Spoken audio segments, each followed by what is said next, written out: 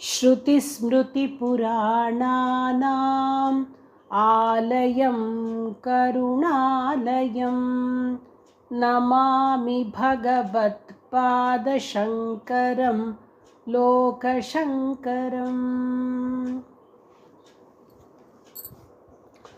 ಶಿವಗುರುಗಳು ನಿಧನ ಹೊಂದಿದ ನಂತರ ಆರ್ಯಾಂಬ ಸಂಪೂರ್ಣವಾಗಿ ವೈರಾಗ್ಯ ವ್ರತವನ್ನು ಅವಲಂಬಿಸ್ತಾರೆ. ಸೌಭಾಗ್ಯ ಚಿಹ್ನೆಗಳನ್ನೆಲ್ಲ ತೆಗೆದರು. ಶ್ವೇತವಸನಧಾರಿಣಿಯಾಗಿ ಜಪ ಧ್ಯಾನ ನಿರತರಾದರು. ಕೇವಲ ಒಂದು ಹೊತ್ತು ಮಾತ್ರ ಆಹಾರ ಸ್ವೀಕರಿಸ್ತಾ ಇದ್ದರು. ಶಿವಗುರುಗಳ ಮರಣದ ನಂತರ ಶಂಕರನಲ್ಲೂ ಬದಲಾವಣೆ. ಅವನು ಹೆಚ್ಚು ಮೌನಿಯಾದ. ಆಟ ಪಾಠಗಳಲ್ಲಿ ಮೊದಲಿನಂತೆ ಉತ್ಸಾಹವಿಲ್ಲ, ಸಂತೋಷವಿಲ್ಲ. ಭಾರ್ಗವಿಯಮ್ಮ ಹೇಳಿದ ಮಾತು ಅವನ ಕಿವಿಯಲ್ಲಿ ಇನ್ನೂ ಮೊರೆಯುತ್ತಿತ್ತು. ಪ್ರತಿಯೊಬ್ಬರೂ ಸಾಯ್ತಾರೆ, ಹುಟ್ಟಿದವರೆಲ್ಲರೂ ಸಾಯಲೇಬೇಕು, ಹಾಗಾದರೆ ಹುಟ್ಟೋದೇತಕ್ಕೆ, ಹುಟ್ಟಿರೋದು ಯಾತಕ್ಕೆ ಅನ್ನೋ ಪ್ರಶ್ನೆ. ಒಂದು ದಿವಸ ಮಧ್ಯಾಹ್ನ ತಾಯಿ ಸಮಾಧಾನವಾಗಿದ್ದರು. ವಿಷ್ಣು ಪುರಾಣವನ್ನು ಮುಂದಿಟ್ಟುಕೊಂಡು ಓದ್ತಾ ಇದ್ದರು. ಬಾಲಶಂಕರ ಅವರ ಬಳಿ ಬಂದು ನಿಂತ್ಕೊಳ್ತಾನೆ. ಅಮ್ಮ ಅಂತಾನೆ. ಏನಪ್ಪ ಶಂಕರ ಅಂದಾಗ, ಹುಟ್ಟಿದವರೆಲ್ಲರೂ ಸಾಯುತ್ತಾರೇನಮ್ಮ ಅಂತಾನೆ. ಹೌದು ಮಗು, ಹುಟ್ಟಿದವರಿಗೆ ಮರಣ ನಿಶ್ಚಯ. ಮರ ಗಿಡಗಳು, ಪಶು ಪಕ್ಷಿಗಳು, ಮಾನವರು ಎಲ್ಲರಿಗೂ ಮರಣ ನಿಶ್ಚಯ. ಹಾಗಾದರೆ ಹುಟ್ಟೋದು ಯಾಕಮ್ಮ? ಹುಟ್ಟದೇ ಇದ್ದರೆ ಮರಣವೇ ಇಲ್ವಲ್ಲ ಅಂತ ಪ್ರಶ್ನೆ ಮಾಡಿದಾಗ ಆರ್ಯಾಂಬರವರಿಗೆ ಆಶ್ಚರ್ಯ ಆಯಿತು. ಈ ಪುಟ್ಟ ಮಗು ಕೇಳುತ್ತಿರುವ ದೊಡ್ಡ ಪ್ರಶ್ನೆಗೆ ಹೇಗೆ ತಾನೇ ಉತ್ತರ ಹೇಳಲಿಕ್ಕೆ ಸಾಧ್ಯ? ಬಾಲಶಂಕರ, ನಿನ್ನ ಪ್ರಶ್ನೆ ತುಂಬ ದೊಡ್ಡದಪ್ಪ.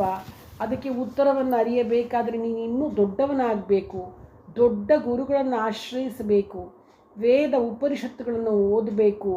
ಅವುಗಳಲ್ಲಿರ್ತಕ್ಕಂಥ ತತ್ವವನ್ನು ಅರ್ಥ ಮಾಡಿಕೊಳ್ಬೇಕು.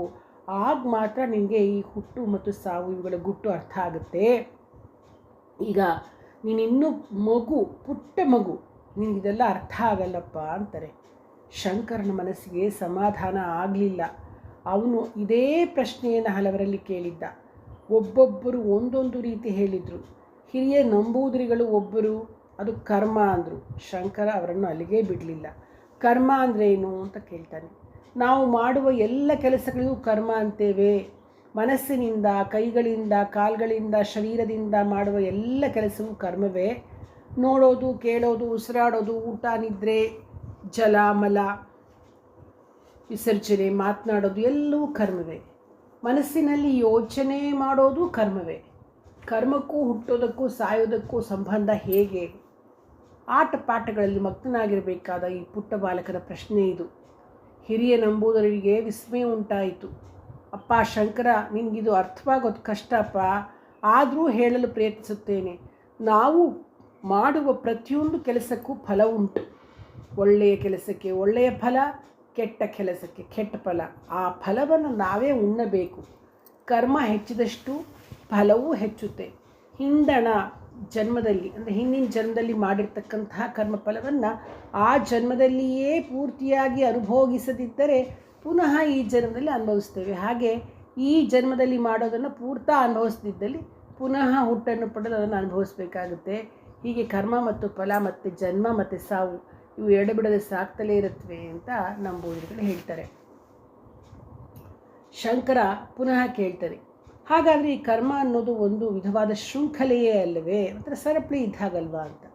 ಹೌದು ಮಗು, ಕರ್ಮವನ್ನು ಬಂಧನ ಎಂದು ಹಿರಿಯರು ಹೇಳುತ್ತಾರೆ. ಕರ್ಮ ಬಂಧನವನ್ನು ಬಿಡಿಸಿಕೊಳ್ಳಿಕ್ಕೆ ಸಾಧ್ಯ ಇಲ್ವಾ ಅಂತ. ಶಂಕರ, ನಿನ್ನ ಪ್ರೌಢ ಪ್ರಶ್ನೆಯನ್ನು ಮೂಕರನ್ನಾಗಿಸಿದೆಯಪ್ಪ. ನನಗಂತೂ ಕರ್ಮಬಂಧನದಿಂದ ತಪ್ಪಿಸಿಕೊಳ್ಳಲು ಸಾಧ್ಯವಾಗಿಲ್ಲ. ಫಲತ್ಯಾಗದಿಂದ ಸಾಧ್ಯ ಉಂಟು ಅಂತ ಹಿರಿಯರು ಹೇಳೋದನ್ನು ಕೇಳಿದ್ದೇನೆ. ಇಷ್ಟೊಂದು ಆಸಕ್ತಿಯಿಂದ ಕೇಳುತ್ತಿರುವ ನಿನಗೆ ಅದು ಸಾಧ್ಯವಾಗಬಹುದು ಮಗು ಅಂತ ಹೇಳಿ ಶಂಕರರನ್ನು ವಾತ್ಸಲ್ಯದಿಂದ ನೇವರಿಸಿದ್ರು ನಂಬೂದಿರಿಗಳು. ಶಿವಗುರುಗಳು ನಿಧನರಾಗಿ 6 ತಿಂಗಳುಗಳಾಗಿದ್ವು. ಗುರುಕುಲದ ಎಲ್ಲ ಕಾರ್ಯಕಲಾಪಗಳನ್ನು ಹಿರಿಯ ವಿದ್ಯಾರ್ಥಿಗಳು ನೋಡ್ಕೋತಾ ಇದ್ದರು. ಆರ್ಯಾಂಬ ಎಂದಿನಂತೆ ವಿದ್ಯಾರ್ಥಿಗಳ ಯೋಗಕ್ಷೇಮ, ಊಟ, ಉಪಚಾರ ಇತ್ಯಾದಿಗಳಲ್ಲಿ ಗಮನ ಕೊಡಲಿಕ್ಕೆ ಆರಂಭಿಸಿದರು. ಉನ್ನತ ಶಾಸ್ತ್ರಗಳ ಅಧ್ಯಯನಕ್ಕಾಗಿ ಬಂದಿದ್ದ ಪ್ರೌಢ ವಿದ್ಯಾರ್ಥಿಗಳು ಆರ್ಯಾಂಬರವರ ಅಪ್ಪಣೆ ಪಡೆದು ಆತ್ರೇಯರ ಗುರುಕುಲಕ್ಕೆ ಹಲವರು, ಮಘ ಪಂಡಿತರ ಗುರುಕುಲಕ್ಕೆ ಹಲವರು ಹೊರಟೋಗಿದ್ದರು. ಅವರು ತಿಂಗಳಿಗೊಮ್ಮೆ ಅನಧ್ಯಯನ ಕಾಲದಲ್ಲಿ ಕಾಲಟ್ಟಿಗೆ ಬಂದು ಗುರುಪತ್ನಿಯ ದರ್ಶನ ಮಾಡಿ ಆಶೀರ್ವಾದವನ್ನು ಪಡ್ಕೊಂಡು ಹೋಗ್ತಾಯಿದ್ರು. ಹೀಗೆ ಒಂದು ಸಾರಿ ಅನಧ್ಯಯನ ಕಾಲದಲ್ಲಿ ಬಂದಿದ್ದ ವಿದ್ಯಾರ್ಥಿಗಳೊಡನೆ ಆರ್ಯಾಂಬರವರು ಮಘ ಪಂಡಿತರಿಗೆ ಕಾಲಟಿಗೆ ಬರುವಂತೆ ಬಿನ್ನಹವನ್ನು ಹೇಳಿ ಕಳಿಸ್ತಾರೆ. ಮುಂದಿನ ಅನಧ್ಯಯನ ಕಾಲದಲ್ಲಿ ಮಗಳ ಮನೆಗೆ ಬಂದರು ಮಘ ಪಂಡಿತರು. ಆರ್ಯಾಂಬ ತಂದೆಯನ್ನು ಪ್ರೀತಿ ಗೌರವದಿಂದ ಸ್ವಾಗತಿಸಿದ್ರು. ಬಾಲಶಂಕರನಿಗೂ ಅಜ್ಜನನ್ನು ಕಂಡು ತುಂಬ ಸಂತೋಷ ಆಯಿತು. ಆ ಅಲ್ಪ ವಯಸ್ಸಿಗೆ ಅವನ ಅಲೌಕಿಕ ಮೇಧಾಶಕ್ತಿಯನ್ನು, ಅವನ ತೀಕ್ಷ್ಣವಾದ ಬುದ್ಧಿಶಕ್ತಿಯನ್ನು ಅರಿತು ಮಗ ಪಂಡಿತರು ಬೆರಗಾದರು. ಅಂಬಾ, ಆರ್ಯ, ನಿನ್ನ ಮಗ ಸಾಧಾರಣನಲ್ಲಮ್ಮ. ಇನ್ನೂ 5 ವರ್ಷ ಕೂಡ ತುಂಬಿಲ್ಲ. ಅವನ ಗ್ರಹಣಶಕ್ತಿ ಎಷ್ಟು ಸೂಕ್ಷ್ಮವಾದುದು. ವೇದದ ವಿದ್ಯಾರ್ಥಿಗಳು ಘನಪಾಠದಲ್ಲಿ ತಪ್ಪಿದರೆ ಶಂಕರ ಅವರನ್ನು ತಿದ್ದುತ್ತಾನೆ. ಇದನ್ನು ಎಲ್ಲ ಹೇಗೆ ಕಲಿತುಕೊಂಡ ಅವನು? ಅಪ್ಪ, ಅವನು ಹೇಗೆ ಕಲಿತ ಅಥವಾ ಎಲ್ಲಿ ಕಲಿತನೆಂದು ಹೇಳಲಿ? ವಿದ್ಯಾರ್ಥಿಗಳಿಗೆ ಪಾಠ ಮಾಡಿಸುವಾಗ ಇವನೂ ಅಲ್ಲಿರ್ತಾನೆ, ಕೇಳ್ತಾನೆ. ಒಮ್ಮೆ ಕೇಳಿದುದು ಅವನ ಮನಸ್ಸಿನಲ್ಲಿ ಸ್ಥಿರವಾಗಿ ನಿಂತು ಬಿಡುತ್ತದೆ ಅಂತ ಯಜಮಾನರು ಹೇಳ್ತಿದ್ರು. ಆದ್ದರಿಂದಲೇ ಇವನಿಗೆ ಈಗಲೇ ಬೇಗ ಉಪನಯನ ಮಾಡಬೇಕು, ಬ್ರಹ್ಮೋಪದೇಶ ಮಾಡಬೇಕು ಅಂತ ಅವ್ರು ಹೇಳ್ತಾ ಇದ್ರು. ಹೌದಮ್ಮ, ಇವನು ಅತ್ಯಂತ ಅಪೂರ್ವವಾದ ಪ್ರತಿಭೆಯುಳ್ಳವನು. ಇವನಿಗೆ ಬೇಗ ಬ್ರಹ್ಮೋಪದೇಶ ಮಾಡಿಸಿ ವೇದಾಭ್ಯಾಸಕ್ಕೆ ಕ್ರಮವಾದ ಪ್ರವೇಶವನ್ನು ಮಾಡಿಸಬೇಕು. ಬ್ರಹ್ಮವರ್ಚಸ ಕಾಮಸ್ಯ ಕಾರ್ಯಂ ವಿಪ್ರಸ್ಯ ಪಂಚಮೇ ಎಂದಿದೆ ಶಾಸ್ತ್ರ. ಅದೇ ಅಪೇಕ್ಷೆಯಿಂದಲೇ ತಮ್ಮನ್ನು ನಾನು ಕರೆ ಕಳುಹಿಸಿತು ಅಂತ ಹೇಳ್ತಾಳೆ. ನಾಳೆಯೇ ಪ್ರಾತಃ ಕಾಲವೇ ನಾನು ನಿಮ್ಮ ಕುಲಪುರೋಹಿತರಾದ ಪೂಜ್ಯ ಆತ್ರೇಯರನ್ನು ಕಂಡು ಲಗ್ನ ನಿಷ್ಕರ್ಷೆ ಮಾಡ್ಕೊಂಡು ಬರ್ತೀನಿ. ಈ ಪವಿತ್ರವಾದ ಸಂಸ್ಕಾರವನ್ನು ಶೀಘ್ರವಾಗಿ ನೆರವೇರಿಸೋಣ ಅಂತ ಮಗ ಪಂಡಿತರು ಹೇಳ್ತಾರೆ. ಹಾಗೆ ಹೋಗಿಯೂ ಬರ್ತಾರೆ. ಸರಿ, ಬರುವ ವೈಶಾಖ ಶುಕ್ಲ ಪಂಚಮಿಯಂದು ಶಂಕರನ 6ನೆಯ ವರ್ಷ ವರ್ಧಂತಿಯನ್ನು ಶುಭ ದಿನದಂದು ಬ್ರಹ್ಮೋಪದೇಶ ಮಾಡಲು ಗುರು ಹಿರಿಯರು ನಿಶ್ಚಯಿಸಿದರು. ವೈಶಾಖ ಶುದ್ಧ ಪಂಚಮಿಯೂ ಬಂತು. ಕಾಲಟಿಯಲ್ಲೆಲ್ಲ ಸಂಭ್ರಮ, ಸಡಗರ, ನೆರೆಹೊರೆಯ ಅಗ್ರಹಾರದ ನಿವಾಸಿಗಳಿಗೆಲ್ಲ ಆಹ್ವಾನ. ಶಿವಗುರುಗಳ ಹಳೆಯ ವಿದ್ಯಾರ್ಥಿಗಳೆಲ್ಲ ಬಂದರು. ಶಿವಗುರುಗಳ ಪ್ರಾಸಾದದ ತುಂಬ ಆಹ್ವಾನಿತರು, ಅತಿಥಿಗಳು. ಅಜ್ಜ ಮಘ ಪಂಡಿತರೇ ಬಾಲಶಂಕರನಿಗೆ ಬ್ರಹ್ಮೋಪದೇಶ ಮಾಡಿದ್ರು. ಮೊಮ್ಮಗನನ್ನು ಮೆಲ್ಲಗೆ ಎತ್ತಿ ತಮ್ಮ ತೊಡೆ ಮೇಲೆ ಕೂರಿಸ್ಕೊಂಡ್ರು. ಗುರುದೇವತಾ ಪ್ರಾರ್ಥನೆ ಮಾಡಿದ್ರು. ರೇಷ್ಮೆಯ ವಸ್ತ್ರವೊಂದನ್ನು ಆಚ್ಛಾದನ ಮಾಡಿಕೊಂಡ ವೃದ್ಧ ಗುರುವು ಮಂತ್ರದೇವತೆಯನ್ನು ಸ್ಮರಿಸುತ್ತಾ ಬಟುವಿಗೆ ಸಾವಿತ್ರಿ ಮಂತ್ರವನ್ನು ಉಪದೇಶಿಸಿದ್ರು. ಶಂಖ ಜಾಗಟೆಗಳ ಧ್ವನಿ, ಘಂಟಾನಾದ, ಮಂಗಳವಾದ್ಯಗಳು ಮೊಳಗುತ್ತಿದ್ದಾಗ ಆ ದಿವ್ಯ ಸಮಯದಲ್ಲಿ ಮಘ ಪಂಡಿತರ ಶರೀರದಲ್ಲಿ ಪುಲಕ ಉಂಟಾಯಿತು. ಒಟ್ಟು ಶಂಕರರ ಶರೀರವೂ ಸಹ ಪುಲಕಗೊಂಡಿತು. ಅವನ ಶರೀರದಲ್ಲೆಲ್ಲ ವಿದ್ಯುತ್ ಪ್ರವಾಹ ಉಂಟಾದಂತೆ ಅನುಭವವಾಗಿ ಶಿರಸ್ಸಿನಲ್ಲಿ ಮಿಂಚೆಂದು ಪ್ರಕಾಶಿಸಿ ಮರೆಯಾಯಿತು. ಬಾಲಶಂಕರನು ಸಾವಿತ್ರಿಯಿಂದ ಅನುಗ್ರಹೀತನಾಗಿ ಬ್ರಹ್ಮಚಾರಿ ಶಂಕರನಾದನು. ಉಳಿದ ಕಾರ್ಯಕಲಾಪಗಳೆಲ್ಲವೂ ಕ್ರಮವಾಗಿ ನಡೆದವು. ಬ್ರಾಹ್ಮಣ ಸುವಾಸಿನಿಯರಿಗೆ ಹೇರಳವಾಗಿ ದಾನಗಳ ವಿತರಣೆಯಾಯಿತು. ಬಂದವರಿಗೆಲ್ಲ ಹಲವಾರು ದಿನಗಳ ಕಾಲ ಸುಭೋಜನವಾಯಿತು. ಅಷ್ಟು ದಿನಗಳ ಕಾಲವು ಸಂಧ್ಯಾಕಾಲದವರೆಗೆ ಪುರಾಣ ಪ್ರವಚನಗಳು ನಡೆದವು.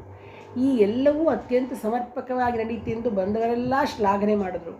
ಇಲ್ಲಿಯವರೆಗೆ ಆಶ್ರಮದ ಹುಲ್ಲೆ ಹರಣಗಳಂತೆ ಓಡಾಡಿಕೊಂಡಿದ್ದ ಶಂಕರನು ಈಗ ಹಲವಾರು ನೇಮನಿಷ್ಠೆಗಳಿಗೆ ಒಳಪಟ್ಟನು. ಬೆಳಿಗ್ಗೆ ಸಂಧ್ಯಾವಂದನೆ, ಅಗ್ನಿಕಾರ್ಯ, ನಂತರ ಉಪಹಾರ, ಅಧ್ಯಯನ, ಮಧ್ಯಾಹ್ನದಲ್ಲಿ ಆಹ್ನಿಕ, ನಂತರ ಭಿಕ್ಷಾಟನೆ, ಆ ಬಳಿಕ ಊಟ, ಸಂಜೆ ಪುನಃ ಸ್ನಾನ, ಸಂಧ್ಯಾವಂದನೆ, ಅಗ್ನಿಕಾರ್ಯ, ಗುರುಸೇವೆ, ಅನಂತರ ರಾತ್ರಿಯ ಊಟ, ಅನಂತರ ಅಂತ್ಯಾಕ್ಷರಿ ಮುಂತಾದ ಬೌದ್ಧಿಕ ಚಟುವಟಿಕೆ, ಆ ಬಳಿಕ ನಿದ್ರೆ, ಬಿಡುವಿನ ವೇಳೆಯಲ್ಲಿ ಇತರ ಸಹಪಾಠಿಗಳನ್ನು ಕಲಿತು ಗೋಸೇವೆ, ಅರಣ್ಯಕ್ಕೆ ಹೋಗಿ ಸವಿತುಗಳನ್ನು ತರೋದು, ಸೌದೆಯನ್ನು ತರೋದು, ಗುರುಪತ್ನಿಗೆ ಅಡುಗೆಯ ಅಥವಾ ಮನೆಯ ಕೆಲಸಗಳಲ್ಲಿ ನೆರವು ಮಾಡ್ತಕ್ಕಂಥದ್ದು, ಸಹಕಾರ ಮಾಡಿಕೊಡ್ತಕ್ಕಂಥದ್ದು, ಇಷ್ಟು ಕೆಲಸಗಳನ್ನೆಲ್ಲ ಮಾಡ್ತಿದ್ದ ಅವನು. ಬ್ರಹ್ಮಚಾರಿ ಶಂಕರ ತೀರಾ ಚಿಕ್ಕವನಾದ್ದರಿಂದ ಮಗ ಪಂಡಿತರು ತಮ್ಮ ಗುರುಕುಲಕ್ಕೆ ಅವರನ್ನು ಕರೆದುಕೊಂಡು ಹೋಗಲಿಕ್ಕೆ ಇಚ್ಛಿಸಿದ್ರು. ಆದರೆ ಆರ್ಯಾಂಬ ಒಪ್ಪಲಿಲ್ಲ. ಮಗ ಪಂಡಿತರಿಗೆ ಶಂಕರನು ಎಷ್ಟಾದರೂ ಮುದ್ದಿನ ಮೊಮ್ಮಗ. ಅಲ್ಲಿ ಅವನ ಇತರ ಬ್ರಹ್ಮಚಾರಿಗಳಂತೆ ಇರಲು ಸಾಧ್ಯವೇ? ಅವನಿಗೆ ಅಜ್ಜನ ಮತ್ತು ಸೋದರ ಮಾವಂದರ ವಿಶೇಷ ಪ್ರೀತಿ, ವಾತ್ಸಲ್ಯ ವಿಶೇಷವಾದದ್ದು. ತಾನು ಇತರರಿಗಿಂತ ಶ್ರೇಷ್ಠ ಎಂಬ ಭಾವನೆ ಬರಬಹುದಲ್ವೇ? ಹೀಗೆಲ್ಲ ಯೋಚಿಸಿದ ಆರ್ಯಾಂಬ ತಮ್ಮ ಮಗನನ್ನು ಕುಲಗುರುಳಾದ ಆತ್ರೇಯರ ಕುರುಗುಲಕ್ಕೆ ಕಳುಹಿಸಲು ನಿರ್ಧರಿಸಿದಳು. ಮಗಳ ನಿರ್ಧಾರ ತಂದೆಗೂ ಒಪ್ಪಿಗೆ ಆಯಿತು. ಸಮಿತ್ಪಾಣಿಯಾಗಿ ಹೊರಟು ನಿಂತ ಮಗನ ಶಿರವನ್ನು ಆಘ್ರಾಣಿಸಿ ಆರ್ಯಾಂಬ, ವತ್ಸ, ಇನ್ನು ಮುಂದೆ ನಿನಗೆ ಗುರುವೇ ತಾಯಿ, ಗುರುವೇ ತಂದೆ, ಅವರ ಸೇವೆಯನ್ನು ಚೆನ್ನಾಗಿ ಮಾಡು. ಸಹ ವಿದ್ಯಾರ್ಥಿಗಳಲ್ಲಿ ಸೋದರ ಭಾವದಿಂದ ಇರು. ನಿನಗಿಂತ ಹಿರಿಯರನ್ನು, ಹೆಚ್ಚು ಅರಿತವರನ್ನು ಗೌರವದಿಂದ ಕಾಣು. ನಿನಗಿಂತ ಕಿರಿಯರನ್ನು ವಿಶ್ವಾಸದಿಂದ ನೋಡಿಕೋ. ನಮ್ಮ ಮನೆತನದ ಗೌರವ ಕೀರ್ತಿಯನ್ನು ಚೆನ್ನಾಗಿ ಬೆಳೆಸು ಅಂತ ಆಶೀರ್ವಾದ ಮಾಡ್ತಾಳೆ. ಒಟ್ಟು ಶಂಕರರು ತಾಯಿಗೆ ನಮಸ್ಕರಿಸ್ತಾನೆ. ಆರ್ಯಾಂಬ ಸಂತೋಷ ದುಃಖಗಳ ಸಮ್ಮಿಶ್ರ ಭಾವದಲ್ಲಿ ಬಂದ ಅಶ್ರುಗಳನ್ನು ಒರೆಸಿಕೊಂಡು ಶಂಕರನು ಹಿರಿಯ ಒಟ್ಟು ಒಬ್ಬರನ್ನು ಜೊತೆ ಮಾಡಿಕೊಂಡು ಹೊರಡ್ತಾನೆ. ಆತ್ರೇಯರ ಗುರುಕುಲ ಕಾಲಟಿಯ ಸಮೀಪದಲ್ಲೇ ಇತ್ತು. ಬ್ರಹ್ಮಚಾರಿ ಶಂಕರನ ಗುರುಪತ್ನಿ ದೇವಿ ಅನಸೂಯ ಪ್ರೀತಿ ವಾತ್ಸಲ್ಯಗಳಿಂದ ಬರಮಾಡಿಕೊಂಡ್ರು. ಗುರುಕುಲದಲ್ಲಿ ಇದ್ದ ಅವನ ಸಮವಯಸ್ಕರಿಗೂ ಹಿರಿಯ ವಿದ್ಯಾರ್ಥಿಗಳಿಗೂ ಪರಿಚಯ ಮಾಡಿಕೊಟ್ರು. ಶಂಕರನು ಅವರನ್ನೆಲ್ಲ ತನ್ನ ಅಣ್ಣ ತಮ್ಮಂದರಂತೆ ಪ್ರೀತಿಯಿಂದ ಮಾತನಾಡಿಸ್ತಾನೆ. ಅವನಿಗೆ ತಾನು ತನ್ನ ಮನೆಯನ್ನು ಬಿಟ್ಟು ಬೇರೆ ಎಲ್ಲಿಗೋ ಯಾರ್ದೋ ಮನೆಗೆ ಬಂದಿದ್ದೇನೆ ಅಂತ ಅನ್ನಿಸ್ಲೇ ಇಲ್ಲ. ಆತ್ರೇಯರ ಗುರುಕುಲದ ಎಲ್ಲರೂ ಕಿರಿಯ ವಿದ್ಯಾರ್ಥಿಗಳು, ಕೆಲಸ ಮಾಡುವ ಆಳುಕಾಳುಗಳು ಎಲ್ಲರೂ ತನ್ನವರೇ ಅನ್ನೋ ಭಾವ ಮೂಡುತ್ತೆ. ಆತ್ರೇಯರ ಗುರುಕುಲದಲ್ಲಿ ಇದ್ದ ಇಬ್ಬರು ಹಿರಿಯ ವಿದ್ಯಾರ್ಥಿಗಳು ಸದಾಶಿವ ಮತ್ತು ಗೋವಿಂದ. ಪುಟ್ಟ ಶಂಕರನನ್ನು ವಿಶೇಷವಾಗಿ ಹಚ್ಚಿಕೊಂಡು ಅವನನ್ನು ಎಡೆಬಿಡದೆ ನೋಡ್ಕೊಳ್ಳೋಕೆ ಶುರು ಮಾಡ್ತಾರೆ. ಅಲ್ಲಿ ತಮ್ಮ ಊರಿನಿಂದ ಕಾಲಟಿಯಿಂದ ಬಂದವರೂ ಇದ್ದರು ತಾನೇ. ಹಾಗಾಗಿ ಶಿವಗುರುಗಳ ಗುರುಕುಲದಂತೆಯೇ ಇದ್ದ ಆತ್ರೇಯರ ಗುರುಕುಲದಲ್ಲಿ ವೇದ, ವ್ಯಾಕರಣ, ತರ್ಕಶಾಸ್ತ್ರ, ಮೀಮಾಂಸಾ, ದರ್ಶನ, ಸ್ಮೃತಿ ಇವಿಷ್ಟು ಮಾತ್ರವೇ ಬೋಧನಾ ವಿಷಯಗಳಾಗಿದ್ದವು. ಅಲ್ಲಿಗೆ ಬರ್ತಿದ್ದ ವಿದ್ಯಾರ್ಥಿಗಳಿಗೆ ಸಾಮಾನ್ಯ ಕಾವ್ಯ, ನಾಟಕ ಇತ್ಯಾದಿ ಪಾಠಗಳು ಮುಂಚೆನೇ ಮುಗ್ದೋಗ್ಬಿಟ್ಟಿತ್ತು. ಹಾಗಾಗಿ ನೇರವಾಗಿ ಶಾಸ್ತ್ರ ಪಾಠವೇ ಪ್ರಾರಂಭವಾಗ್ತಿತ್ತು. ಶಂಕರನಿಗಾದರೂ ಆತ್ರೇಯರು ತಾವೇ ಸ್ವತಃ ಯಜುರ್ವೇದವನ್ನು, ತರ್ಕ ವ್ಯಾಕರಣಗಳ ಪಾಠವನ್ನು ಆರಂಭಿಸ್ತಾರೆ. ಆಚಾರ್ಯರು ಒಮ್ಮೆ ಹೇಳಿದರೆ ಸಾಕು, ಅದು ಶಂಕರನ ಮನಸ್ಸಿನಲ್ಲಿ ದೃಢವಾಗಿ ನಿಲ್ಲುತ್ತಿತ್ತು. ಆತ ಯಾವುದನ್ನು ಬಾಯ್ಪಾಠ ಮಾಡಬೇಕಾಗಿರಲಿಲ್ಲ. ಪಾಠ ಹೇಳಿದ ಗುರು ಆತ್ರೇಯರಿಗೆ ದಣಿವಾಗ್ತಿತ್ತು ಅಷ್ಟೇ ಹೊರತು ಕೇಳಿದ ತಕ್ಷಣವೇ ಗುರುಗಳಿಗೆ ಎಲ್ಲ ಒಪ್ಪಿಸ್ಬಿಡ್ತಿದ್ದ. ಅವನಿಗೆ ಸುಸ್ತೇ ಆಗ್ತಿರಲಿಲ್ಲ. ಈ ಪುಟ್ಟ ಬಾಲಕರನ್ನು ಕಂಡು ಗುರುಕುಲದ ಇತರ ಬೋಧಕ ಪ್ರವಾಚಕರಿಗೂ ಆಶ್ಚರ್ಯ, ಸಂತೋಷ. ಶಂಕರನು ತರ್ಕ ವ್ಯಾಕರಣ ಪಾಠಗಳನ್ನು ಮತ್ತು ಯಜುರ್ವೇದಾಧ್ಯಯನವನ್ನು ಬಂದ ಮೊದಲ ವರ್ಷದಲ್ಲಿ ಮುಗಿಸ್ಬಿಟ್ಟ. ಆತ್ರೇಯರಿಗೂ ದೇವಿ ಅನಸೂಯೆಗೂ ಆಶ್ಚರ್ಯವೋ ಆಶ್ಚರ್ಯ. ಈ ಬಾಲ ಮೇಧಾವಿಯ ವಿಷಯದಲ್ಲಿ ಮೆಚ್ಚುಗೆ, ಅಪರಿಮಿತ ಸಂತೋಷ. ಋಗ್ವೇದವನ್ನು, ಮೀಮಾಂಸಾ ಶಾಸ್ತ್ರವನ್ನು ಶಂಕರನು ಹಾಗೆಯೇ ಲೀಲಾಜಾಲವಾಗಿ ಕಲಿತುಬಿಟ್ಟ. ಸ್ಮೃತಿಗಳನ್ನು ವಿಶೇಷವಾಗಿ ಅಧ್ಯಯನ ಮಾಡಿದ. ಮಾರನೇ ವರ್ಷ ಸಾಮವೇದವನ್ನು ಆರಂಭಿಸಿದ. ವೇದಾಂತ ದರ್ಶನವನ್ನು ಕಲಿಯಲು ತುಂಬ ಉತ್ಸುಕತೆಯನ್ನು ತೋರಿಸ್ತಾನೆ.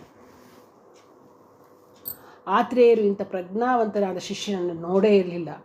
ಅವರು, ವತ್ಸ ಶಂಕರ, ನನ್ನ ವಿದ್ಯಾಶಾಲೆಯಲ್ಲಿ ಕಲಿಸಬಹುದಾದದನ್ನೆಲ್ಲ ನಾನು ನಿನಗೆ ಬೋಧಿಸಿದ್ದೇನೆ. ವೇದಾಂತ ದರ್ಶನವನ್ನು ಅಧ್ಯಯನ ಮಾಡಲು ನಿನಗೆ ಇನ್ನೂ ಸ್ವಲ್ಪ ಕಾಲ ಬೇಕು. ಈಗ ನಾನು ನಿನಗೆ ಅದನ್ನು ಬೋಧಿಸುವಂತಿಲ್ಲ. ಅಧ್ಯಯನಕ್ಕೆ ಸುಮಾರು 16ರಿಂದ 32 ವರ್ಷಗಳವರೆಗೆ ತೆಗೆದುಕೊಳ್ಳುವ ವೇದ ಮತ್ತು ಶಾಸ್ತ್ರಗಳನ್ನು ನೀನು ಕೇವಲ 3 ವರ್ಷಗಳಲ್ಲಿ ಕಲಿತು ಪ್ರೌಢಮೆಯನ್ನು ಗಳಿಸಿದ್ದೀಯೇ. ನನ್ನಲ್ಲಿ ಸದ್ಯಕ್ಕೆ ಇಷ್ಟು ಸಾಕು. ಈಗ ನೀನು ಕಾರಟೆಗೆ ಹಿಂದಿರುಗಬಹುದು ಅಂದರು. ಶಂಕರನಿಗೆ ಸ್ವಲ್ಪ ಬೇಜಾರಾಯಿತು. ವೇದಾಂತ ದರ್ಶನದ ಪಾಠವಾಗಲಿಲ್ಲವಲ್ಲ ಅಂತ. ಗುರುದೇವ, ತಾವು ನನಗೆ ಅತ್ಯಮೂಲ್ಯವಾದ ಜ್ಞಾನವನ್ನು ನೀಡಿದ್ದೀರಿ. ನನಗೆ ವೇದಾಂತ ದರ್ಶನವನ್ನು ತಮ್ಮಲ್ಲಿ ಅಧ್ಯಯನ ಮಾಡುವ ಆಸೆಯೂ ಇತ್ತು ಅಂದ. ಆಚಾರ್ಯರು, ಹೌದು ಶಂಕರ, ನನಗೂ ನಿನಗೆ ಅದನ್ನು ಬೋಧಿಸುವ ಅಪೇಕ್ಷೆ ಇತ್ತು. ಈಗ ನೀನು ಕಲಿತಿರುವುದನ್ನು ಸ್ವಲ್ಪ ಕಾಲ ಚಿಂತನೆ ಮಾಡಬೇಕು. ನಿಮ್ಮ ತೀರ್ಥರೂಪರ ಗುರುಕುಲದಲ್ಲಿ ಇರುವ ವಿದ್ಯಾರ್ಥಿಗಳಿಗೆ ಈ ವಿಷಯಗಳನ್ನು ನೀನೇ ಬೋಧಿಸು. ಅದರಿಂದ ಪ್ರಯೋಜನವಿದೆ. ಇಲ್ಲಿ ಅಧ್ಯಯನ ಮಾಡಿದುದೆಲ್ಲ ಅಲ್ಲಿ ದೃಢವಾಗುತ್ತದೆ. ಅನಂತರ ಈ ಅನುಭವದ ನೆಲೆಗಟ್ಟಿನ ಮೇಲೆ ಉಪನಿಷತ್ ದರ್ಶನದ ಅಧ್ಯಯನ ಪ್ರಯೋಜನಕಾರಿಯಾಗುತ್ತೆ ಎಂದರು. ತಮ್ಮ ಅಪ್ಪಣೆಯನ್ನು ಶಿರಸಾವಹಿಸಿ ನಡೆಸ್ತೇನೆ. ಉಪನಿಷತ್ತುಗಳನ್ನು ನೀನೇ ಸ್ವತಃ ಓದ್ಕೊಳ್ತಿರೋ. ಮುಂದೆ ನಿನಗೆ ಶ್ರೇಷ್ಠ ಗುರು ದೂರಕ್ಕೆ ಅವುಗಳ ರಹಸ್ಯಗಳನ್ನೆಲ್ಲ ಬೋಧಿಸ್ತಾನೆ ಅಂತ ಮೆತ್ತಿಗೆ ಹೇಳಿ ಕಳಿಸ್ಬಿಟ್ರು ಆತ್ರೇಯರು. ಪ್ರಾಚೀನ ಕಾಲದಲ್ಲಿ ವಿದ್ಯಾಭ್ಯಾಸಕ್ಕಾಗಿ ದೂರದಿಂದ ಗುರುಕುಲಗಳಿಗೆ ಬರ್ತಿದ್ದ ವಿದ್ಯಾರ್ಥಿಗಳು ಬಡವರೇ ಆಗಲಿ ಶ್ರೀಮಂತರೇ ಆಗಲಿ ಮಧುಕರಿಯಿಂದ ತಂದ ಭಿಕ್ಷೆಯನ್ನೇ ಊಟ ಮಾಡಬೇಕಾಗಿತ್ತು. ಅಂದಂದಿನ ಊಟಕ್ಕೆ ಸಾಕಾಗುವಷ್ಟು ಮಾತ್ರ ಭಿಕ್ಷೆಯ ಸಂಪಾದನೆ. ಬೆಳಗಿನ ಅಧ್ಯಯನಾದಿಗಳಾದ ಮೇಲೆ ಹಲವರು ವಿದ್ಯಾರ್ಥಿಗಳು ಹತ್ತಿರದ ಹಲವಾರು ಮನೆಗೆ ಭಿಕ್ಷೆಗಾಗಿ ಹೋಗ್ತಿದ್ರು. ಹಾಗೆ ತಂದ ಭಿಕ್ಷೆಯನ್ನು ಗುರುಪತ್ನಿಯ ಮುಂದೆ ಸಮರ್ಪಿಸ್ತಿದ್ರು. ಆಕೆ ಅವುಗಳನ್ನು ಶುದ್ಧಗೊಳಿಸಿ ಅನಂತರ ಅಟ್ಟು ಆಚಾರ್ಯರ ವೈಶ್ವದೇವಕ್ಕೆ ಅಡಿ ಮಾಡ್ತಿದ್ರು. ವೈಶ್ವದೇವವಾಗುವುದರಲ್ಲಿ ವಿದ್ಯಾರ್ಥಿಗಳೆಲ್ಲ ತಮ್ಮ ತಮ್ಮ ಮಾಧ್ಯಾಹ್ನಿಕವನ್ನು ಬ್ರಹ್ಮಯಜ್ಞವನ್ನು ಮುಗಿಸ್ತಿದ್ರು. ಅನಂತರ ಮಧ್ಯಾಹ್ನದ ಭೋಜನ. ಆತ್ರೇಯರ ಗುರುಕುಲದಲ್ಲಿ ಸಾಧಾರಣವಾಗಿ ಯಾರಾದರೂ ಅತಿಥಿಗಳು ಇರ್ತಿದ್ರು. ಒಮ್ಮೆಲೇ ಬರುವ ಜನ ಹೆಚ್ಚಾದರೆ ಹಿರಿಯ ವಿದ್ಯಾರ್ಥಿಗಳು ಗುರುಪತ್ನಿಗೆ ಅಡುಗೆಯಲ್ಲಿ ಬಡಿಸೋದರಲ್ಲಿ ತತ್ಸಂಬಂಧವಾದ ಇತರ ಕೆಲಸಗಳಿಗೆ ನೆರವಾಗ್ತಿದ್ರು. ಗುರುಕುಲಕ್ಕೆ ಬಂದ ಮಾರನೆಯ ದಿನ ಶಂಕರನು ಭಿಕ್ಷೆಗಾಗಿ ಹೊರಟ. ಗುರುಪತ್ನಿ ತೀರಾ ಚಿಕ್ಕ ಬಾಲಕ ಮತ್ತು ಶ್ರೀಮಂತರ ಮನೆಯವರಾದ ಶಂಕರನನ್ನು ಭಿಕ್ಷೆ ಬೇಡುವುದು ಬೇಡ ಅಂದರು. ಶಂಕರನು ಗುರುಪತ್ನಿಯ ಮಾತನ್ನು ಆಲಿಸಿ ಏನು ಮಾಡುವುದೆಂದು ಯೋಚಿಸುತ್ತಾ ನಿಂತುಕೊಳ್ತಾನೆ. ಆ ವೇಳೆಗೆ ಆಚಾರ್ಯರು ಬರ್ತಾರಲ್ಲಿಗೆ. ತಾಯಿ ಅನಸೂಯೆ ತಮ್ಮ ಮನಸ್ಸಲ್ಲಿದ್ದುದನ್ನು ಹೇಳಿ ಶಂಕರನನ್ನು ಭಿಕ್ಷೆಗೆ ಕಳಿಸಬಾರದೆಂದು ಇದ್ದೇನೆ ಎಂದರು. ಆಚಾರ್ಯರು ಒಪ್ಪಲಿಲ್ಲ. ದೇವಿ, ನಿಮ್ಮ ನಿರ್ಧಾರ ಸರಿಯಲ್ಲ. ಶಂಕರನು ತೀರಾ ಚಿಕ್ಕ ಬಾಲಕನೆಂಬುದನ್ನು ನಾನು ಒಪ್ಪುತ್ತೇನೆ. ಶ್ರೀಮಂತರ ಮನೆಯ ಬಾಲಕ ಭಿಕ್ಷೆ ಬೇಡಲು ನಾಚಿಕೊಂಡಾನು ಎನ್ನುವುದು ಸರಿಯಲ್ಲ. ಬ್ರಾಹ್ಮಣ್ಯವನ್ನು ರಕ್ಷಿಸುವುದು ಸಮಾಜದ ಕರ್ತವ್ಯ. ಸಮಾಜಕ್ಕೆ ಸರಿಯಾದ ಮಾರ್ಗ ತೋರುವುದು ಬ್ರಾಹ್ಮಣನ ಕೆಲಸ. ಇವು ಪರಸ್ಪರ ಒಂದನ್ನೊಂದು ಅವಲಂಬಿಸಿವೆ. ಯಾವ ಸಮಾಜವು ಭಿಕ್ಷೆಯನ್ನು ನೀಡಿ ಬ್ರಾಹ್ಮಣ ವಿದ್ಯಾರ್ಥಿಗಳನ್ನು ಪೋಷಿಸುವುದೋ ಆ ಸಮಾಜದ ಋಣವನ್ನು ಬ್ರಾಹ್ಮಣ ವಿದ್ಯಾರ್ಥಿಗಳು ತಮ್ಮ ಧರ್ಮಜೀವನದಿಂದ ಲೋಕಸಂಗ್ರಹದಿಂದ ತೀರಿಸಬೇಕು. ಇದರಲ್ಲಿ ನಾಚಿಕೆ ಅವಮಾನಗಳ ಪ್ರಶ್ನೆಯೇ ಇಲ್ಲ ಅಂತ ಹೇಳ್ತಾರೆ. ಬಾಲಶಂಕರ ಶ್ರೀಮಂತರ ಮನೆ ಮಗು, ಆದರೂ ಅವನು ಇವತ್ತು ವಿದ್ಯಾರ್ಥಿ. ಭಗವಾನ್ ಶ್ರೀಕೃಷ್ಣ ಸಾಂದೀಪಿನಿಗಳ ಗುರುಕುಲದಲ್ಲಿದ್ದು ಭಿಕ್ಷೆ ಬೇಡಲಿಲ್ವೇ?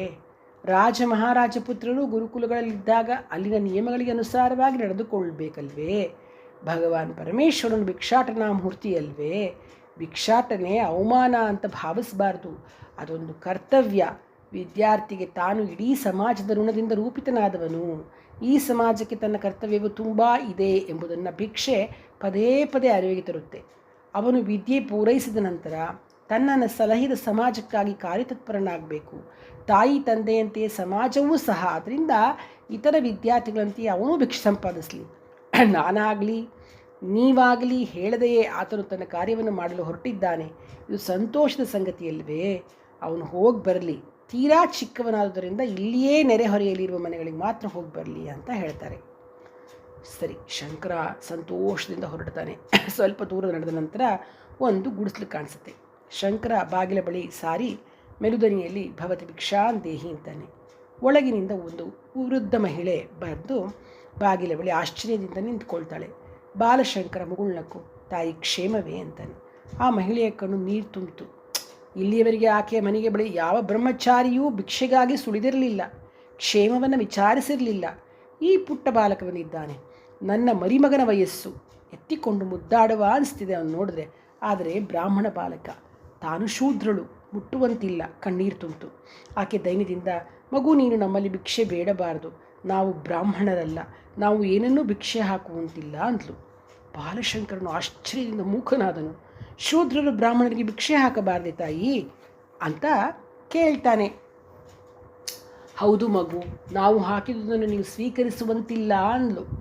ತಾಯಿ, ನನಗೇಕೋ ಇದು ಅರ್ಥವಾಗ್ತಾ ಇಲ್ಲ. ನೀವು ಬೆಳೆದ ದವಸ ಧಾನ್ಯವನ್ನು, ಹಣ್ಣು ಕಾಯನ್ನು ನಾವು ಸ್ವೀಕರಿಸುವುದಿಲ್ಲವೇ ಅಂತ ಕೇಳ್ತಾನೆ. ಆಕೆಗೆ ವಿಸ್ಮಯವಾಯಿತು. ಹೌದು, ಈ ಬಾಲಕ ಹೇಳುವ ಪ್ರಶ್ನೆ ಸರಿಯಾಗಿದೆ. ನೆಲ ಹೊಲವನ್ನು ಉತ್ತು ಬಿತ್ತುವರೆ ನಾವಲ್ಲವೇ? ನಾವು ಬೆಳೆದುದನ್ನೇ ಅಲ್ಲವೇ ಎಲ್ಲರೂ ಊಟ ಮಾಡೋದು? ಮಗು, ಇಲ್ಲಿಯವರೆಗೆ ನಮ್ಮ ಮನೆಗೆ ಭಿಕ್ಷೆಗಾಗಿ ಯಾರೂ ಬರಲಿಲ್ಲ, ಆದ್ದರಿಂದ ನಾನು ಹಾಗೆ ಹೇಳಿದೆ. ಇರಲಿ, ಈ ದಿನ ನೀನು ಬಂದಿದ್ದೀಯಾ, ನನ್ನ ಪೂರ್ವಪುಣ್ಯದಿಂದ ನಿನಗೆ ಪುಣ್ಯ ಇತ್ತು, ನನಗೆ ಪೂರ್ವಪುಣ್ಯ, ಹಾಗಾಗಿ ನಿನಗೆ ಭಿಕ್ಷೆ ಹಾಕ್ತೀನಿ ನಾನು ಎಂದು ಹೇಳಿ ಒಳಗೆ ಹೋಗಿ ಮರದ ತುಂಬ ಅಕ್ಕಿಯನ್ನು ತಂದು ಒಟ್ಟು ಶಂಕರನ ಜೋಳಿಗೆ ಹಾಕೋಕ್ಕೆ ಉಜ್ಜಿಸ್ತಾಳೆ. ಬಾಲಶಂಕರ ಆಕೆಯನ್ನು ತಡೆದು, ಅಮ್ಮ, ಇಷ್ಟೊಂದು ಭಿಕ್ಷೆ ಹಾಕಬೇಡಿ, 1 ಅಥವಾ 2 ತುತ್ತಾಗುವಷ್ಟು ಹಾಕಿ, ಇಲ್ಲವೇ ಒಬ್ಬರಿಗೆ ಸಾಕಾಗುವಷ್ಟು ಮಾತ್ರ ಸಾಕು ಅಂತಾನೆ. ಆಕೆ ಆಶ್ಚರ್ಯದಿಂದ ಸಂತೋಷದಿಂದ 3 ಬಗಸೆಯಷ್ಟು ಅಕ್ಕಿಯನ್ನು ಹಾಕ್ತಾಳೆ. ತ್ಯಾಗ, ವೈರಾಗ್ಯ, ಜ್ಞಾನ ಸ್ವರೂಪಿಯಾಗುವಂತ ಹರಿಸ್ತಾ ಆಶೀರ್ವಾದ ಮಾಡ್ತಾಳೆ. ಶಂಕರ 1-2 ಮನೆಗಳಿಗೆ ಹೋಗಿ ಭಿಕ್ಷೆಯನ್ನು ಸಂಪಾದಿಸಿ ಆಶ್ರಮಕ್ಕೆ ಹೋಗ್ತಾನೆ. ಅವನ ಮನಸ್ಸು ಆ ವೃದ್ಧಿಯು ಭಿಕ್ಷೆ ಹಾಕುವಾಗ ನುಡಿದ ಮಾತುಗಳನ್ನೇ ಮೆಲುಕು ಹಾಕ್ತಿತ್ತು. ತ್ಯಾಗ, ವೈರಾಗ್ಯ, ಜ್ಞಾನ ಸ್ವರೂಪಿಯಾಗು. ತನ್ನ ಮೊದಲ ದಿನದ ಮೊದಲ ಅನುಭವಗಳನ್ನು ಗುರುಗಳಿಗೆ ಒಪ್ಪಿಸ್ತಾನೆ. ಆತ್ರೇಯರು ಕುತೂಹಲದಿಂದ ಎಲ್ಲವನ್ನ ಕೇಳಿ ಶಂಕರನ ನಡವಳಿಕೆಯನ್ನು ತುಂಬ ಮೆಚ್ಚಿಕೊಳ್ತಾರೆ. ಯಾರೇ ಆಗಲಿ ಅಸಹನೆಯಿಂದ, ತಿರಸ್ಕಾರದಿಂದ ಅಥವಾ ಅಸಡ್ಡೆಯಿಂದ ಭಿಕ್ಷೆ ನೀಡಿದರೆ ಅದು ಮೈಗೂಡುವುದಿಲ್ಲ. ಅಥವಾ ಅವರು ತೀರಾ ಕಷ್ಟದಲ್ಲಿದ್ದರೆ ನಾವು ಅವರಲ್ಲಿ ಹೋಗಿ ಭಿಕ್ಷೆ ಬೇಡಿ ಅವರನ್ನು ಪರಿತಪಿಸುವಂತೆ ಮಾಡಬಾರ್ದು ಅಂತ ಹೇಳ್ತಾರೆ. ಆತನು ಬ್ರಾಹ್ಮಣನ ಮನೆಯಿಂದ ಭಿಕ್ಷೆ ತಿನ್ನೋದಕ್ಕೆ ಆಕ್ಷೇಪಿಸಲಿಲ್ಲ. ನಾವು ತರುವ ಭಿಕ್ಷೆಯನ್ನು ಸಾತ್ವಿಕರಿಂದ ಪಡೆಯಬೇಕು, ಭಿಕ್ಷೆ ನೀಡುವವರ ಮನಸ್ಸು ಸಂತೋಷದಿಂದಿರಬೇಕು ಅಂತ ಹೇಳಿದರು. ಮತ್ತೊಂದು ದಿವಸ ಶಂಕರ ಭಿಕ್ಷೆಗೆ ಹೋಗ್ತಾನೆ. ಆತನ ನಿಯಮ ಬಹಳ ಕಟ್ಟುನಿಟ್ಟಾಗಿತ್ತು. ಒಮ್ಮೆ ಭಿಕ್ಷೆಗೆ ಹೋದ ಮನೆಗೆ ಪುನಃ ಹೋಗ್ತಿರಲಿಲ್ಲ. ಅದು ಆತನೇ ತನಗಾಗಿ ತಾನು ಹಾಕಿಕೊಂಡಿದ್ದ ನಿಯಮ. ಅವನು ಯಾವ ಕಾರಣಕ್ಕೂ ಅದನ್ನು ಮೀರ್ತಿರಲಿಲ್ಲ. ಆದ್ದರಿಂದ ಒಂದೊಂದು ದಿವಸ ಬಲು ದೂರ ನಡಿಬೇಕಾಗ್ತಿತ್ತು, 1-2 ಹರಿದಾರಿ ದೂರವೂ ಹೋಗಬೇಕಾಗ್ತಿತ್ತು. ಅವನಿಗೆ ಅದು ಆಯಾಸವಾಗಿ ಕಾಣ್ತಿರಲಿಲ್ಲ. ದೂರ ಎಷ್ಟಾದರೂ ಸರಿ, ಸ್ವಲ್ಪವಾದರೂ ಭಿಕ್ಷೆಯನ್ನು ಸಂಪಾದಿಸಬೇಕು ಅಂತ ಆ ದಿನ ತುಂಬ ದೂರದಲ್ಲಿದ್ದ ಮನೆಯನ್ನು ಅರಸುತ್ತಾ ಬಂದ ಶಂಕರ ಒಂದು ಮನೆ ಮುಂದೆ ನಿಂತ್ಕೊಂಡು ಭವತಿ ಭಿಕ್ಷಾನ್ ದೇಹಿ ಅಂತ ತನ್ನ ಮೃದುವಾಣಿಯಲ್ಲಿ ಕೇಳ್ಕೊಳ್ತಾನೆ. ಮನೆಯಾಕೆಯೋ ತೀರಾ ಬಡವಳಾದ ಗೃಹಿಣಿ. ಆಕೆ ಬಾಗಿಲ ಮರೆಯಲ್ಲಿ ತನ್ನ ಕೃಷಿ ಶರೀರವನ್ನು ಮರೆ ಮಾಡಿಕೊಂಡು ಆ ಬಾಲಕರನ್ನು ನೋಡ್ತಾಳೆ. ಸಾಕ್ಷಾತ್ ನಾರಾಯಣನೇ ತನ್ನ ಮನೆಯ ಮುಂದೆ ವಾಮನನಾಗಿ ನಿಂತಿದ್ದಾನೆ ಎನಿಸ್ತೋಳಿಗೆ. ಸಂತೋಷ ಸಂಭ್ರಮವೂ ಉಕ್ಕಿತು. ಆದರೆ ಅವಳಿಗೆ ಆ ಸಂತೋಷ ಆಗಲಿ ಸಂಭ್ರಮವಾಗಲಿ ತೀರಾ ಕ್ಷಣಿಕವಾದವು. ಈ ವಟುವಾಮನನಿಗೆ ಹಾಕಲು ಸುಧಾಮನಂತಹ ಆಕೆಯ ಮನೆಯಲ್ಲಿ ಏನೂ ದವಸ ಧಾನ್ಯ ಇಲ್ಲ. ಒಮ್ಮೆ ಶ್ರೀಮಂತರಾಗಿದ್ದವರಿಗೆ ಧಾನ್ಯ ದವಸಗಳು ಬರುವುದು ನಿಂತು ಎಷ್ಟೋ ಕಾಲವಾಗಿತ್ತು. ಆಕೆಯ ಪತಿ ವಿದ್ಯಾವಂತನೂ ಅಲ್ಲ, ವ್ಯವಹಾರ ಕುಶಲನೂ ಅಲ್ಲ. ಹೀಗಾಗಿ ಅವರಿಗೆ ಭಿಕ್ಷೆಯಿಂದ ಜೀವನ ಸಾಗಿಸುವ ಸ್ಥಿತಿ ಬಂದಿತ್ತು. ಶಂಕರನು ನಿಂತೇ ಇದ್ದಾನೆ. ಉಪನಿಷತ್ತಿನ ಒಂದು ಮಂತ್ರನ ಮೆಲುದನಿಯಲ್ಲಿ ನುಡಿಯುತ್ತಾ ಶನ್ನೋ ಮಿತ್ರ ಶಂ ವರುಣಃ ಅಂತ ಸಾಕ್ತಾ ಇದೆ ಮಂತ್ರ. ಯಾವ ಮನೆಯ ಮುಂದೆಯೂ ಹೆಚ್ಚು ಹೊತ್ತು ನಿಲ್ಲದ ಬಾಲಕ ಇಂದು ಏಕೋ ಈ ಮನೆಯ ಮುಂದೆ ಬಲು ಹೊತ್ತು ಕದಲದೇ ನಿಂತ್ಕೊಂಡ್ಬಿಟ್ಟಿದ್ದಾನೆ. ಅದನ್ನು ಆ ಗೃಹಿಣಿ ಅವನನ್ನು ನೋಡಿದಷ್ಟು ಸಂತೋಷ ಸಂಭ್ರಮ ಅವಳಿಗೆ. ಮರುಕ್ಷಣದಲ್ಲಿಯೇ ತನ್ನ ಬಡತನ, ದಾರಿದ್ರ್ಯದಲ್ಲಿ ನಿರುತ್ಸಾಹ, ಸಂಕಟ ಆದರೂ ಏನೋ ನಿರ್ಧಾರ ಮಾಡ್ತಾಳೆ. ಸ್ವಲ್ಪ ಹೊರಕ್ಕೆ ಬಂದು ಮಗು ಇರು ಈಗ ಬಂದೆ ಅಂತ ಹೇಳಿ ಹೋಗ್ತಾಳೆ ಒಳಗಡೆ. ಪತಿಯ ಅಗ್ನಿಹೋತ್ರ ಕುಂಡಕ್ಕೆ ಪ್ರಶ್ನೆ ಬಂದು, ದೇವತೆಗಳೇ, ಇಂದು ಸಾಕ್ಷಾತ್ ನಾರಾಯಣನೇ ವಾಮನ ರೂಪದ ಭಿಕ್ಷೆಗಾಗಿ ಬಂದಿದ್ದಾನೆ. ನೀವು ನನ್ನನ್ನು ನಮ್ಮ ಮನೆತನದ ಗೌರವವನ್ನು ಕಾಪಾಡಿ ನಮ್ಮಲ್ಲಿ ಏನೂ ಇಲ್ಲದಂತೆ ಮಾಡಬೇಡಿ. ಆ ಒಟ್ಟುವಿಗೆ ಏನನ್ನಾದರೂ ಸ್ವಲ್ಪವನ್ನಾದರೂ ಕೊಟ್ಟು ಸಂತೋಷಪಡಿಸುವಂತೆ ಅನುಗ್ರಹಿಸಿ ಅಂತ ಬೇಡಿಕೊಳ್ತಾಳೆ. ಆನಂತರ ಅಡುಗೆ ಮನೆಯನ್ನೆಲ್ಲ ತಡ್ಕಾಡ್ತಾಳೆ. ಹೌದು, ಒಂದು ಪಾತ್ರೆಯಲ್ಲಿ ಒಂದಿಷ್ಟು ಒಣಗಿದ ನೆಲ್ಲಿಕಾಯಿಗಳಿದ್ವು. ಅವಳಿಗೆ ಆಶ್ಚರ್ಯ, ಕೈ ತುಂಬ ನೆಲ್ಲಿಕಾಯಿಗಳನ್ನ ಹಿಡಿದುಕೊಂಡು ಹೊರಗೆ ಬರ್ತಾಳೆ. ಬಾಲಶಂಕರನು ಇನ್ನೂ ನಿಂತುಕೊಂಡೇ ಇದ್ದಾನೆ. ಉಪನಿಷತ್ತಿನ ಮಂತ್ರವನ್ನು ಪಠಣ ಮಾಡುತ್ತಾ, ಮಗು, ನಾವು ತುಂಬ ದರಿದ್ರರು. ನಮ್ಮ ಪತಿದೇವರು ಭಿಕ್ಷೆ ಬೇಡಿ ತಂದುದನ್ನು ನಾವು ಅಟ್ಟು ವೈಶ್ವದೇವ ಮಾಡಿ ಯಾರಿಗಾದರೂ ಒಂದು ತುತ್ತನ್ನು ಇಟ್ಟು ನಂತರ ಭೋಜನ ಮಾಡುವವರು. ಆದರೆ ಇವತ್ತಿನ ದಿವಸ ಪತಿದೇವರು ಇನ್ನೂ ಬರಲಿಲ್ಲ, ಮನೆಯಲ್ಲಿ ಯಾವ ವಿಧವಾದ ದವಸಧಾನ್ಯವೂ ಇಲ್ಲ ಅಂತ ಹೇಳಿ ತನ್ನ ದೀನ ಪರಿಸ್ಥಿತಿಯನ್ನು ಹೇಳಿಕೊಂಡು ಅಳ್ತಾಳೆ. ಪಾಪ ಅಮ್ಮ, ತಮ್ಮ ತಾವರೆ ಕೈಗಳಲ್ಲಿ ಏನಿದೆಯೋ ಅದನ್ನೇ ಅಮೃತವಾಗಲಿ ಎಂದು ಹರಸಿ ಆಶೀರ್ವದಿಸಿ ಭಿಕ್ಷೆ ಹಾಕಿರಿ ಅಂತಾನೆ. ಆಕೆ ಸಂಕೋಚದಿಂದ, ಅಪ್ಪ, ಯಾರೂ ಹಾಕದ ಭಿಕ್ಷೆಯನ್ನು ನಾನು ಹಾಕುತ್ತಿದ್ದೇನೆ. ಈಗೋ ಈ ನೆಲ್ಲಿಕಾಯಿಗಳನ್ನು ಸ್ವೀಕರಿಸಿ ನಮ್ಮನ್ನು ಕೃತಾರ್ಥರನ್ನಾಗಿ ಮಾಡುವಂಥ ಶಂಕರನ ಜೋಳಿಗೆಗೆ ಅದನ್ನು ಸುರಿತಾಳೆ. ಆಕೆಯ ಕಂಗಳಲ್ಲಿ ನೀರು ಉಕ್ಕಿ ಪ್ರವಾಹದಂತೆ ಹರಿಯುತ್ತೆ. ಶಂಕರನಿಗೆ ಆಕೆಯ ದೈನ್ಯ ಪರಿಸ್ಥಿತಿ, ಬಡತನ, ಹಿಡಿ ಅಕ್ಕಿಯನ್ನೂ ಹಾಕಲಾದಷ್ಟು ದಾರಿದ್ರ್ಯ ಇವುಗಳನ್ನು ಕಂಡು ತುಂಬ ಬೇಜಾರಾಗುತ್ತೆ.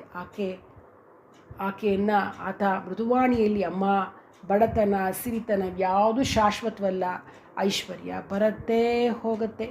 ನಮ್ಮಲ್ಲಿರುವ ಧನ ಪರರ ಸಂಕಟಕ್ಕೆ, ಸುಖ ಸಂತೋಷಕ್ಕೆ ವಿನಿಯೋಗವಾದರೆ ಮಾತ್ರ ಸಾರ್ಥಕವಾಗುತ್ತೆ, ಇಲ್ಲದ್ರೆ ಎಲ್ಲ ವ್ಯರ್ಥ. ತಾವು ಚಿಂತೆ ಮಾಡೋದು ಬೇಡ. ನಾನು ತಮಗೆ ಈಗ ಒಂದು ಸ್ತೋತ್ರವನ್ನು ಹೇಳಿಕೊಡ್ತೇನೆ. ತಾವು ಅನನ್ಯರಾಗಿ ಶ್ರೀ ಲಕ್ಷ್ಮಿಯನ್ನು ಪ್ರಾರ್ಥಿಸಿ ತಮಗೆ ಖಂಡಿತವಾಗಿ ಶುಭವಾಗುತ್ತೆ ಅಂತ ಹೇಳ್ತಾನೆ. ಬಳಿಕ ಲೋಕಮಾತೆಯಾದ ಶ್ರೀಲಕ್ಷ್ಮಿಯನ್ನು ಅತ್ಯಂತ ಭಕ್ತಿಭಾವದಿಂದ ಪ್ರಾರ್ಥಿಸಲಿಕ್ಕೆ ಶುರು ಮಾಡ್ತಾನೆ. ಅಂಗಂ ಹರೇಃ ಪುಲಕಭೂಷಣಮಾಶ್ರಯಂತಿ ಭೃಂಗಾಂಗನೇವ ಮುಕುಲಾಭರಣಂ ತಮಾಲಂ ಅಂಗೀಕೃತಾಖಿಲ ವಿಭೂತಿರಪಾಂಗಲೀಲಾ ಮಾಂಗಲ್ಯದಾಸ್ತು ಮಮ ಮಂಗಲ ದೇವತಾಯಾಃ. ಒಟ್ಟು ಶಂಕರನ ಮುಖಕಮಲದಿಂದ ಕಾವ್ಯಧಾರೆಯೇ ಹರಿಯುತ್ತೆ. ಆ ಬುಡಮುತ್ತೇದಿಗೆ ಸ್ತೋತ್ರವನ್ನು ಕೇಳಿ ಧನ್ಯತೆಯ ಭಾವ ಮೂಡುತ್ತೆ. ಹೌದು, ಇದು ದಿವ್ಯ ಮಂತ್ರದಂತಿದೆ ಅಂತ ಅವಳು ಅರ್ಥ ಮಾಡಿಕೊಂಡು ಬ್ರಹ್ಮಚಾರಿ ಶಂಕರನಿಗೆ ಆತನನ್ನು ಗುರುವೆಂದೇ ಭಾವಿಸಿ ನಮಸ್ಕರಿಸ್ತಾಳೆ. ಆ ವೇಳೆಗೆ ಆಕೆಯ ಪತಿಯೂ ಬರ್ತಾನೆ ಮನೆಗೆ. ಆತನು ಒಟ್ಟು ಶಂಕರನನ್ನು ಭಕ್ತಿಭಾವದಿಂದ ವಂದಿಸ್ತಾನೆ. ಅಂದಿನಿಂದ ಆ ದಂಪತಿಗಳಿಗೆ ತಾವು ಬಡವರು, ಹಣವಿಲ್ಲದವರು ಎಂಬ ಕೀಳರಿಮೆ ಹೊರಟೋಯ್ತು. ಸಾಕ್ಷಾತ್ ಲಕ್ಷ್ಮಿಯೇ ತಮ್ಮ ಮನೆಗೆ ಈ ದಿನ ಆಗಮಿಸಿದ್ದಾಳೆ ಅಂತ ದೃಢ ನಂಬಿಕೆ ಮೂಡಿತು. ಅವರ ಪ್ರಾರ್ಥನೆ, ದುಡಿಮೆ, ಸಾತ್ವಿಕ ಜೀವನದಿಂದ ಅವರ ಬಡತನ ದಿಟವಾಗಿ ದೂರವಾಯಿತು. ಸ್ವಲ್ಪ ದಿನಗಳಲ್ಲಿ ಅವರ ಮನೆಯಲ್ಲಿ ಚಿನ್ನದ ನೆಲ್ಲಿಕಾಯಿ ಮಳೆಗೆರೆಯಿತೋ ಎಂಬಂತೆ ಐಶ್ವರ್ಯ ತಾಂಡವಾಡಲುಷ್ಟೊಡಗಿತು. ಮುಂದೆ ಸ್ವರ್ಣತಿಲ್ಲಂ ಅಂತ ಮನೆಗೆ ಹೆಸರು ಬಂತು. ಆ ಗೃಹಿಣಿ ಶಂಕರನು ತನಗೆ ಹೇಳಿಕೊಟ್ಟ ಸ್ತೋತ್ರವನ್ನು ತನ್ನ ನೆರೆಹೊರೆಯವರಿಗೂ ಹೇಳಿಕೊಟ್ಲು. ಅವರೂ ಸುಖದಿಂದಿರಲಿ, ಸಂತೋಷದಿಂದಿರಲಿ ಅಂತ ಸಾತ್ವಿಕ ಭಾವದಿಂದ. ಇದೇ ಕನಕದಾರ ಸ್ತೋತ್ರ. ಶಂಕರನು ಗುರುಕುಲದಲ್ಲಿದ್ದಾಗ ತನ್ನಂತೆ ತಾನೇ ಗಾನ ಮಾಡ್ತಿದ್ದ, ದೇವತಾ ಪ್ರಾರ್ಥನಾ ಮಾಡ್ತಿದ್ದ. ಅವೆಲ್ಲವೂ ಸುಂದರವಾದ ಸ್ತೋತ್ರಗಳ ರೂಪದಲ್ಲಿ ಮೂಡ್ತಿತ್ತು. ಅವನ ಹಿರಿಯ ಮಿತ್ರರಿಬ್ಬರು ಅದನ್ನೆಲ್ಲ ತಾಡಪತ್ರದ ಮೇಲೆ ಗುರುತು ಹಾಕಿಕೊಳ್ತಿದ್ರು. ಸದಾಶಿವ, ಗೋವಿಂದ ಅಂತ ಇಬ್ಬರು ಸ್ನೇಹಿತರು ಶಂಕರನಿಗೆ ಅಣ್ಣಂದ್ರ ಥರನೇ ಇದ್ದರು. ಮುಂದೆ ಶಂಕರನು ಗುರುಕುಲವನ್ನು ಬಿಟ್ಟು ಹೊರಟಾಗ ಆತ್ರೇಯರ ಮತ್ತು ಅನಸೂಯಾದೇವಿ ಅನುಜ್ಞೆ ಪಡೆದು ಅವರೂ ಕಾರಟಿಗೆ ಬಂದರು. ಶಂಕರನ ಗುರುಕುಲದಲ್ಲಿಯೇ ಅಧ್ಯಯನ ಮುಂದುವರೆಸಿದರು. ಆ ದಿನ ಆಷಾಢ ಶುದ್ಧ ಪೌರ್ಣಿಮೆ. ಆಚಾರ್ಯರ ಗುರುಕುಲದಲ್ಲಿ ಉತ್ಸರ್ಜನ ಸಮಾರಂಭ. ಆ ವರ್ಷ ಕಲಿತುದರ ಸಮೀಕ್ಷೆ, ಸಿಂಹಾವಲೋಕನ, ವಿದ್ಯಾರ್ಥಿಗಳೆಲ್ಲ ಹೊಳೆಯ ತೀರದಲ್ಲಿ ಸಂಭ್ರಮದಿಂದ ಕಲಿತು ಉತ್ಸರ್ಜನಾಂಗವಾದ ಹೋಮಾದಿಗಳನ್ನು, ಋಷಿ ಪೂಜಾದಿಗಳನ್ನು ಶ್ರದ್ಧೆಯಿಂದ ನೆರವೇರಿಸಿದರು. ಮಧ್ಯಾಹ್ನದಲ್ಲಿ ಭೋಜನಾದಿಗಳನ್ನು ತೀರಿಸಿದರು. ಆಚಾರ್ಯರಿಗೂ ಆಚಾರ್ಯ ಪತ್ನಿಗೂ ಅಭಿವಾದನ ಮಾಡಿದ್ರು. ಒಬ್ಬೊಬ್ಬರಾಗಿ ಮಳೆಗಾಲದ ವಿರಾಮವನ್ನು ಕಳೆಯಲು ತಮ್ಮ ತಮ್ಮ ಗ್ರಾಮಗಳಿಗೆ ಪ್ರಯಾಣ ಬೆಳೆಸಿದರು. ಶಂಕರನು ಸಹ ಆಚಾರ್ಯರ ಅಪ್ಪಣೆಯಂತೆ ಕಾಲಟಿಗೆ ಹೊರಡುವ ಮುನ್ನ ಕಾಲಟಿಯಿಂದ ತಾಯಿಯು ಕಳುಹಿಸಿದ ಸ್ವರ್ಣ ವರಹಗಳನ್ನು, ರೇಷ್ಮೆ ದುಕೂಲಗಳನ್ನು ಗುರುದಕ್ಷಿಣೆಯಾಗಿ ಸಮರ್ಪಿಸಿ ಗುರುಪತ್ನಿ ಇಬ್ಬರಿಗೂ ನಮಸ್ಕಾರ ಮಾಡ್ತಾನೆ. ಆಚಾರ್ಯರು, ಶಂಕರ, ನನಗೆ ಈ ಗುರುದಕ್ಷಿಣೆಯಲ್ಲಿ ಅಪೇಕ್ಷೆ ಇಲ್ಲ. ನೀನು ಇಲ್ಲಿ ಕಲಿತುದನ್ನು 4 ಜನಕ್ಕೆ ಪಾಠ ಮಾಡಿದರೆ, ಅವರನ್ನು ವಿದ್ಯಾವಂತರನ್ನಾಗಿ ಮಾಡಿದರೆ ಅದು ನಿಜವಾದ ಗುರುದಕ್ಷಿಣೆ ಎಂದರು. ಉಳಿದ ಬಾಲಕರೆಲ್ಲರೂ ಮಳೆಗಾಲ ಕಳೆದು ಹಿಂದಿರುಗಿ ಬರಬೇಕಾಗಿತ್ತು. ಶಂಕರನಿಗೆ ಮಾತ್ರ ವಿದ್ಯಾಭ್ಯಾಸ ಪೂರ್ಣವಾಗಿದ್ದರಿಂದ ಅವನು ಮರಳಿ ಬರಬೇಕಾಗಿರಲಿಲ್ಲ. ಆತ್ರೇಯರು, ಅನಸೂಯಾದೇವಿಯು ಅದನ್ನು ಅತ್ಯಂತ ಆತ್ಮೀಯತೆಯಿಂದ ಬೀಳ್ಕೊಡ್ತಾರೆ. ನೋಡಿ ಎಷ್ಟು ಸುಂದರವಾಗಿದೆ ಶಂಕರಾಚಾರ್ಯರ ಒಂದು ಬಾಲ್ಯ ಜೀವನ. ಧನ್ಯವಾದಗಳು.